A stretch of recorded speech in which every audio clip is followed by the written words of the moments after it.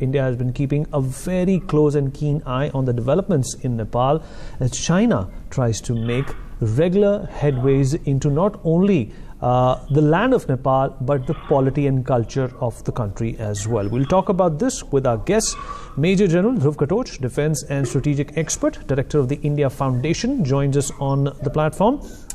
Major Mohammed Ali Shah, Defence and Strategic Expert, also joins us on the panel. Joyita Basu, Editor of the Sunday Guardian, is here with us once again. And last but by no means the least, Pankaj Das, Senior Journalist, joining us from all the way from Kathmandu. Major Mohammed Ali Shah, Nepal has been like a little brother to India. And obviously, when you are a neighbor, there are some things which are slipped under the carpet. There's some things you take note of, and there's some things that you correct along the way, like you do in any relationship with any country.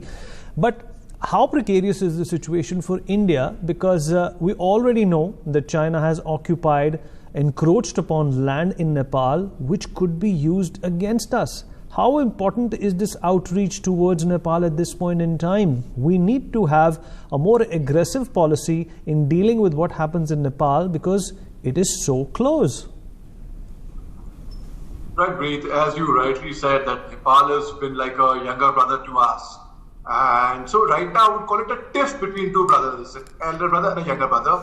Chota bhai bigad gaya hai, theek ho jayega, aa jayega wapas, koi baat nahi. Now, China did slicing, entered Nepal, and they claim that it's not Nepal's land, it's their land, it's part of Tibet. The entire area of the Hamda district where they constructed pillar number 11 and 12 illegally. Now, Nepal in the textbooks, 110-page textbook, Mr. K.P. Oli's government had banned this textbook where they had shown the map of Nepal, whereas now they show that area of Lipu Lake, Lipiadura, Kalapani as part of Nepal in their map. Now let me tell you, we have our Chief of Army Staff, General Narwane, visiting Nepal on the 4th, that's day after, for 3 days. So he is going to be meeting the Chief of the Army Staff there, and he is going to be conferred upon the Honorary Chief of the Army Staff of Nepal by the President Vidya Devi Bhandari, which has been a tradition. We both the countries, because we are so close to each other. Nepal doesn't have a strong military per se, but their soldiers, their martial race is there in Indian Army. They're there in the British Army. So we are very close to them. But the moment they take hold of the strategy, China takes hold, for example, or Nepal, so their adrift comes in, like the way it was coming in earlier. Now let me tell you one more thing now. In history, the military diplomacy has played a very important part. I can give you quotes right from the time of Subali Treaty of 1816, the Indian Sipahi Mutiny of 1857, the Tripartite Agreement between Nepal, Britishers and India of 1947, the Taptali Treaty of 1856 with Tibet, which with China you can call it. In these events, the military treaties play a very important part, and the Chief of the Army Staff's visit to Nepal is going to play a very, very important part over there. Now, if you see, when Nepal was actually a monarchy, when it was a kingdom, when they were kings, it was doing very well.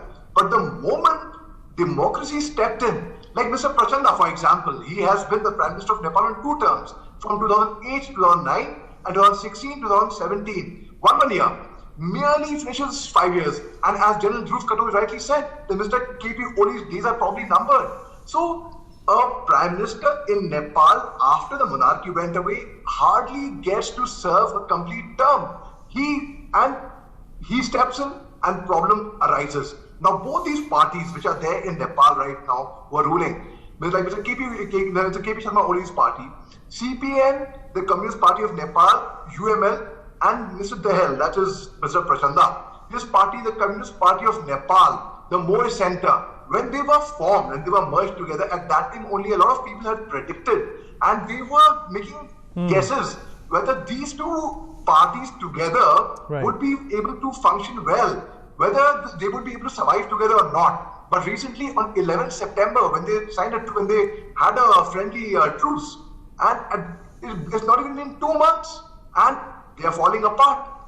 Mr. Prachanda had a meeting at his residence in Kumantar, where he got 5 of the cabinet ministers from 9 cabinet ministers. Right. And okay, but thing. And on 11th September, 35 people of the members of the Secretariat were opposing Mr. KP Oli.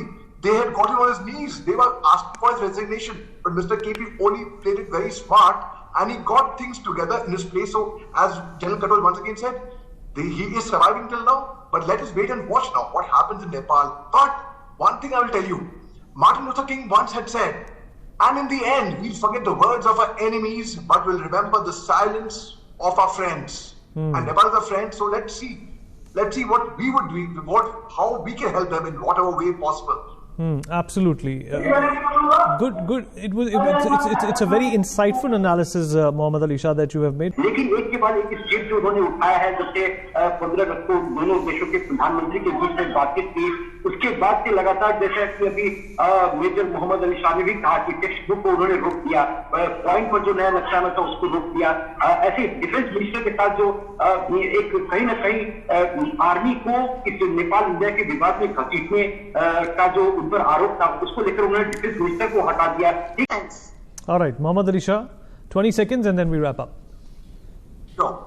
Mr. Purnachandra Thapa, the chief of the Nepalese army over there, and Mr. K.V. Sharma Oli's government over there together, I don't think they will allow the visit of our army chief to be sabotaged. And I'm very sure, I'm very confident that the visit will go through very, very smoothly. On 5th October, when the army chief, accompanied by Mr. Harshvardhan Shringla, the foreign secretary, had visited Myanmar.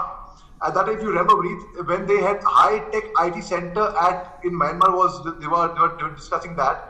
Again, there were some issues which were being raised, but it went off very smoothly. So this visit is definitely going to go out very smoothly. And as General Katul rightly said, otherwise it would be very embarrassing for Mr. K.P. Sharma Oli's government.